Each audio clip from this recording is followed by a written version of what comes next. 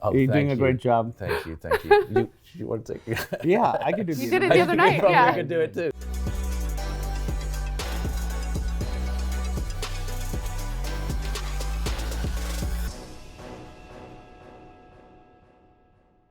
Welcome to Newsweek Conversations. We're here at Media Math in the World Trade Center. I'm here with what I think Hollywood's number one power couple. Number one. Number we one. wrote it here on my list, the James Green list of power couples. Where do Jay-Z and Beyonce rank on your list? 2. Okay. Noah Baumbach and Greta It was Gerwig. close. It was really close. Yeah. Okay. But they're 2. We're number thrilled. one. I think that's the only thing we've ever beat them at, so that's great. I'll take that. So you did The Big Sick. You wrote it, Oscar nomination for your first ever project. That is, well, High yes, five. that's true. Yeah, first Right? ever movie, yeah, absolutely. It's yeah. pretty. That's not bad. I think it's a little above, not bad. Just for the record. Crashing, and now you right. both are doing Little America together, That is true. That's correct. which is fantastic. So I wanted to talk to you a little bit about what you did before, because you were a family therapist. I was a couples and family therapist for about 6.5, almost 7 years, practicing for that long. Yeah. And so now that you're Hollywood's number one power couple, do the number 2 power couple ask you for therapy advice? You would be shocked at how many people ask me for therapy advice at award shows, at like random events, Parties. I am the Kumail knows that if he walks up to me and I'm in conversation with whoever, it will be a conversation of like, well, and how was that for you when your parents got divorced? Somehow it will It end up. happens, and it happens. I'll be with someone and Emily, and they start talking, and I'm like, oh, I see where this is going. to go now. I am leaving. And Emily's like, don't. And then she has to therapize at the party. So- That's true. Well, I don't hate it. So you guys met when you heckled Kumail on stage. That's correct. Right? Still going on? Still heckling him? I mean, you're a family I therapist. heckle all the time. yeah, just not on stage. Just in my life. A life heckle. I do still heckle you when you're. I don't heckle any comedians ever, by the way. Never done it before. Have not done it since I booked stand-up comedy for years. But it seemed to work out. Don't heckle. Please don't heckle. It's not cool. It did work out. Yeah, but don't heckle. Don't heckle. But yeah, that scene in the movie is pretty much exactly how it happened in life. And I was pretty embarrassed about heckling at all and you calling so much attention to me. But Well, you said something. I did. I have to. I can't ignore it. no, sorry. Well, though I see you ignoring other people, I think maybe You want me to ignore you? no. Not at all. Hard to ignore. Why do you think I heckled you? I mean, just sort of segueing into that, it's so I work with my wife. You work with your wife.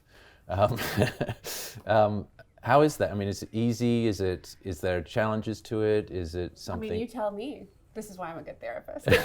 We're going to start interviewing Wait a you. minute. You know how little anyone wants to know anything about me? Oh, Let me tell you about it. it's challenging. I'm sure you'd agree. It's really rewarding, and it's also quite challenging. Yeah, right? we just had to set up rules, because it can be very easy for personal and professional stuff to start flowing into each other in a way that's Not healthy. not healthy. And so we really had to sort of figure it out as we went. We set up rules. What and, sort of rules do you have? Well, May I ask? Yeah. so if you're with a writing partner, there's like specific writing times where you meet. But if you're living together, it can bleed into each other. So we have a rule where if one of us thinks of like an idea or thing, something, we would be like, we have to get permission from the other person to talk about work, to switch gears. So it can be like, hey, can I ask you a question about work? That's a good And rule. he and she or me can say no. And a lot of times that does happen. We say no. We also schedule very specific work times rather than, and like schedule them through like assistants and stuff just to like make sure like this is our designated work time. And then you also have to remember like when we're working together, that's not my husband, that's my coworker. So my coworker is allowed to be like, that's a dumb idea. Sorry, I don't think that works. Co-workers shouldn't say that's a dumb idea. But They shouldn't. whereas I my hope I husband, I want to have like completely always support everything I do. My coworker is allowed to disagree with things I'm doing, and that took a little bit for us to kind of figure that so stuff yeah, out. that can be tricky. Yeah. So you have this new show, Little America. But Kumail, your story is kind of a little bit like the show. Yes, it is. Very much so. Yeah, because I'm an immigrant. immigrant. I'm from Pakistan. Yeah. From Pakistan. So, yeah. I'm also an immigrant. You can probably tell from my speech impediment. What's your relationship now between America and Pakistan? And I know mine's complicated with England, Yeah, mine's complicated too. I actually haven't been back in a while. Want to go back. So yeah, it is complicated. It's sort of trying to figure out if I'm Pakistani or American or what. And I mean it's messy, and I haven't figured it out yet. Yeah. I have to say I feel the same way. I'm like you. I chose to be American, and I was born English, which Right. you obviously did the same. Yep. Right. But then there are some parts of me that are English that I can't take out. I just cannot. Even if you wanted to. Even if I wanted to, Yeah. I couldn't. Yeah. I could never remove them. Yeah. And there are some parts I hate about it. And I'm just Yeah, I think it's sort of like trying to forge an identity that has the best parts of both things, and finding like a weird mishmash of stuff that Yeah. works for you, Yeah. But some of it you decide, and some of it is dictated to you. Yeah.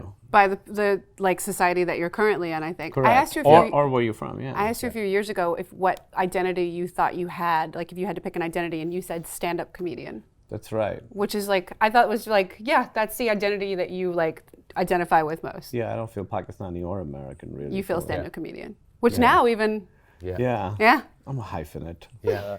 Did your parents move over? I moved on my own first, and I then know. they moved 8 years later, because I went through college, and then my brother went through college, and once he graduated, they moved. Then They they came both here. moved here. And how is that?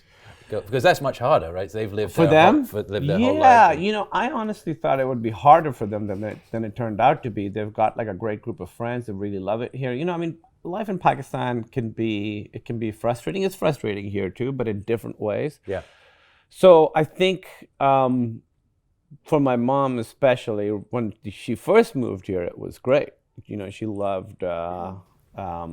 She just loved being here, and they made a lot of friends in the community, in the Indian and Pakistani community where they live. And so it was great. I mean, for New Year's last year, they were out later than we were. That is absolutely true. We sometimes will call and they'll So- be throwing these like massive parties, and we're like, "What's happening with you Yeah. guys? What are you doing?" I think now it's a little more complicated for Yeah, them than sure. it was a few years ago. Yeah. Why do you say that? Because I feel like they feel that because they've told you, you don't just feel that way. Yeah. They've told me that they don't feel as welcome here as they used to a few years ago, and obviously those things were always around. But for my mom, especially the last few years have been, because she came here and she felt so accepted, and she really felt like there was so much diversity around, and everybody was so open and welcoming, and then in the last couple of years, sort of the rhetoric around immigration has changed or become louder in a way that now she's like, well, I guess what I thought was true wasn't. And so it's a lot, she just has a much more complicated relationship with America. Well, for the first 10 years, she was thrilled. Yeah. Was that part of the impetus for you to want to make the Little America? Kind of, I feel, we just really thought that this show was a great premise beautiful for idea. a show, Yeah. not just for any societal reason or It's like an anything. entertaining, good show. It's a show I would want to watch, and that's what I always would seek to make, is a show that I would want to watch. Yeah, I just felt like these stories, as soon as they told us what the stories were, an anthology show based on true stories of immigrants, it just was like, I can't believe that hasn't existed already. And the stories were really entertaining. All the byproducts that are good, representation and more diversity and humanizing people that have Been considered other, yeah. demonized of late. Those are all good side effects. For us, the most exciting thing was that it just sounded like a really good TV show. Really cool idea. Yeah. Yeah. And an idea that we did not originate. It was brought to us by Lee Eisenberg and Josh Behrman, who kind of researched all the stories. And as soon as Lee mentioned it to us, we were like, please let us we work wanna on be this, please. involved with So it, after The Big Sick, we were approached by a lot of people to work on many different things. It's kind of like this exciting time where all these people, they're like, peanut butter, the movie, yes? And this was the only thing that we said yes to. Yeah. And how do you? So these two things are sort of true at the same time, which is there are these immigrant stories which are warmly received. They're in many ways the American hero story. That's what it is. It's taking yourself from nothing and making something. Right. And yet your parents are feeling less welcome than they were, and yet this show is warmly received. So I mean, do you think that that's just a veneer that's on the top that can change, or? Well, I think different people are different things. I think America is many different things, so I don't think the warm reception is a veneer. I just think that there are many different people who feel many different ways, and I feel like in the last few years, there's sort of become like two camps that are getting further and further away from each other. Yeah. It's also a thing that had been kind of always simmering that now it's is not in new. the forefront. It's none of always this is been new. there. It's just okay to more openly talk about it in ways that would have been considered xenophobic or racist. I also think that if we had made the show and just focused on that, I think we're then reselling our protagonist short of each of the stories. I think it's their stories, it's these protagonist stories that have good parts and bad parts, romantic parts, scary parts, bleak parts, fun parts. I think we just wanted to show a breadth of experiences that these human beings have, and not just look how they're struggling, look how everybody hates them. Oh, it's so that's all valid and important too, but that wasn't what we wanted, the goal for the show. Right. I feel like Emily said this, but if you're talking about American immigration system in these stories, you're taking the focus away from the people and putting it on politics or whatever it is. And we didn't want to do that. Now, that said, a show about immigrants is coming out at a very specific point in American history. So, we don't want the show to be political, but it is undeniable that its very existence is seen as a political act. So people can bring to it whatever they want to. People can connect those dots themselves. We really wanted to make a show that was entertaining, moving, funny, all the things that we like and stuff we watch. We didn't want it to feel like a medicine show, Yeah. You've got some pretty warm feedback from people who said that the stories resonate with them. What's your favorite one? Oh, it's hard. Someone mentioned that there's a recipe that's mentioned in The Cowboy. Yeah, the cowboy, about making a certain Nigerian. with Bisquick. And someone was like, "That's absolutely correct." And I can't believe you got that detail right. And that's in part, by the way, that's not on us. We did our best to try and hire writers and directors that all had actors that all had personal connections to that part of the world, to these stories. And those writers and directors really poured themselves into kind of making these stories feel very specific and detailed, but also kind of universal. More than anything I've ever worked on, I see more people talking about the show in different languages. That's pretty cool. I see reviews in all languages. I see people on Twitter talking about it in different languages. People to hit that translate button. Yeah, people will tweet it. Just to see do they like it or Yeah, not? exactly. Okay, good. That word means gem. Or they'll tweet at me and say that the show resonated with them, even though a lot of them don't live in America. They just still consume American pop culture and haven't seen their language or themselves represented. So that's been interesting. I hadn't really, anticipated that. I felt the show is so much about the experience of being in America that it might limit sort of the global approach of it, but the opposite has been true. So many people from all over the world have contacted us and watched the show and connected with it, which has been great. Yeah. There are, as you said at the beginning, there are some episodes that are, the American Dream story. They're just, they have the classic success at the end.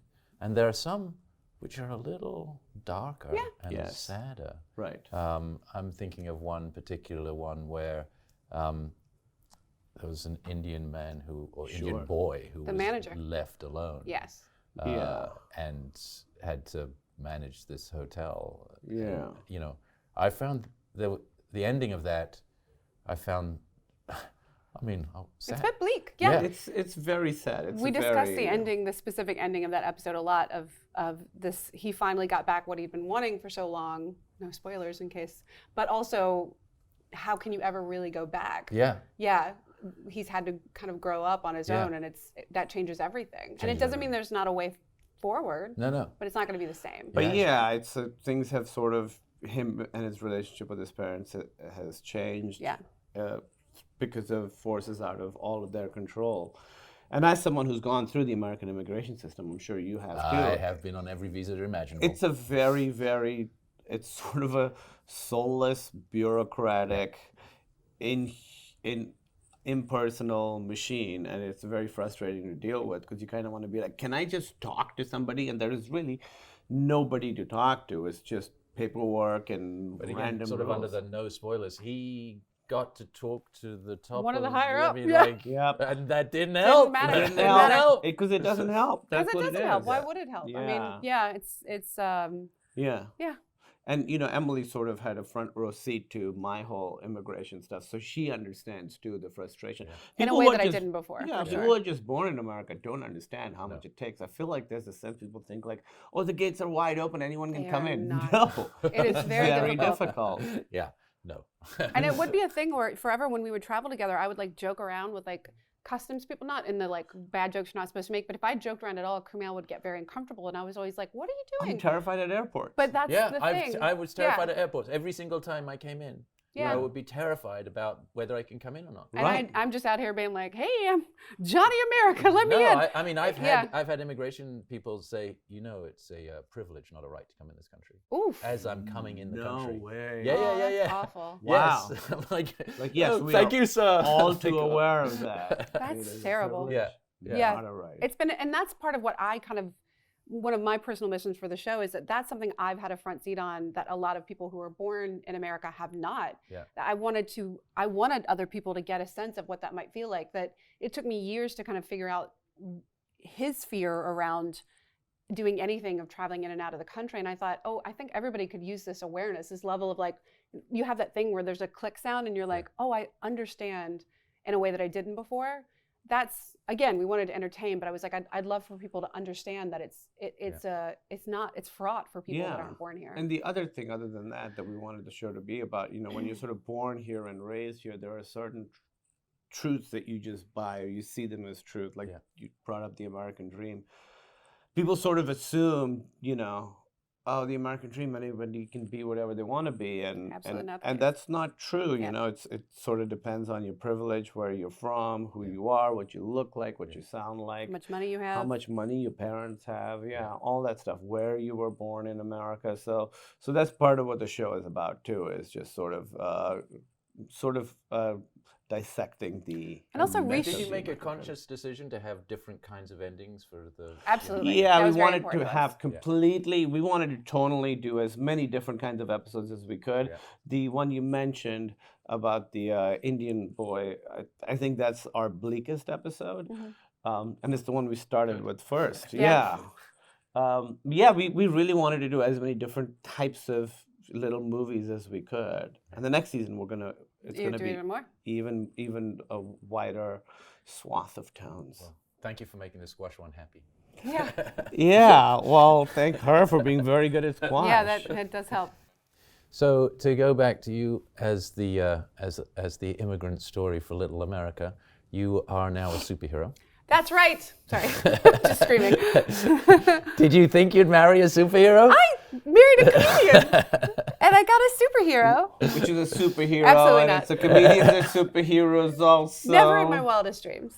So if it's never in my wildest dreams, I can't imagine. Yeah, I mean, was it in your wildest dreams that you play a Oh, I superhero? know it. No, I had no idea. I will say it was a couple of years ago, right when actually we mentioned Chris Pratt, when Chris Pratt got cast as He was a funny Star-Lord. guy. Yeah. He's a comedian, and then Paul Rudd, who I know is also a dramatic actor, done a lot of stuff, but he's very funny. Yeah. He got to play a superhero too, and that's when I was like, oh, okay, this is something. It's a stretch, it's a far off dream, but it's something that I could sort of try and at least aim for.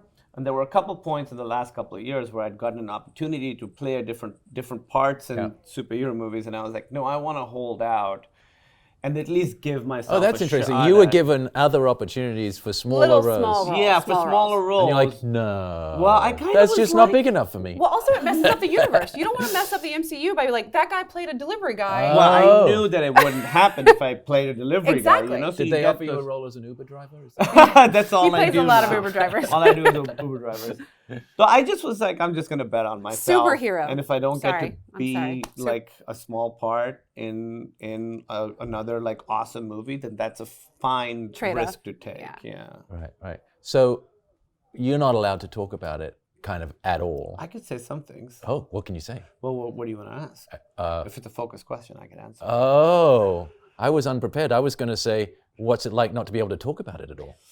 I mean, Well, I think the hard part was you were cast, and there was a full year before you started shooting, and so for a Right. full year we knew he was a superhero, and no one knew. it wasn't announced. It didn't come out until 8 or 9 months after I'd been cast. And that's why the final season of Silicon Valley, you see him getting And swole, my friends were and like, no one talking about I it. started really working out, and my friends were like, "Why are you doing this?" I was like, just because I want to get healthy. You know, I really started working out hard about 7 or 8 months before anybody knew that I was doing this movie.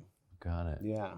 So in that case, what's the one question that you know you can answer that no one's asked you yet? Stuff. Oh my God. Can you talk about what your job is? Yeah. So I play a superhero, and his secret identity is that he's a Bollywood movie star. Yeah, I love that. So that's been that was really fun to do because I grew up watching Bollywood Yeah. movies, you know. So I got to play a superhero and a Bollywood star. Like if I also got to be a squash star, then all my dreams would come true. Yeah, you got to play Well, a for me, movie it was star in a movie. More cricket than squash, Yeah, to be honest. fair. So, we've alluded to the fact that your husband broke the internet with his working out, Correct. which I'm just going to skip over for a second. But what was that like for you? The internet breaking? No. The body. The body changing. Like, I just kind of laugh when I see it.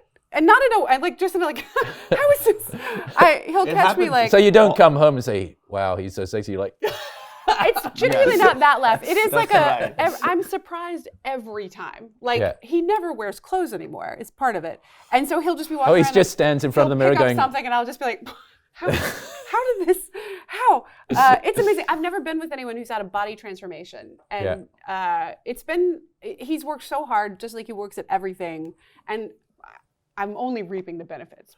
So. I asked her, well, that is true, where she'll just see me and she'll like sort of be startled almost every time. And it's genuinely not making fun of you. I'm like No, excited. she's just like, what? Just like a hot guy in my house. I asked her how things would be different if I had been working out this much when we first met, and you said I would never have spoken to She you. said I'd be very worried about you. I would I'd be not. like, what is wrong with this There's guy? a red flag I need to check in on. I don't think I can date this guy. Yeah. So it works out.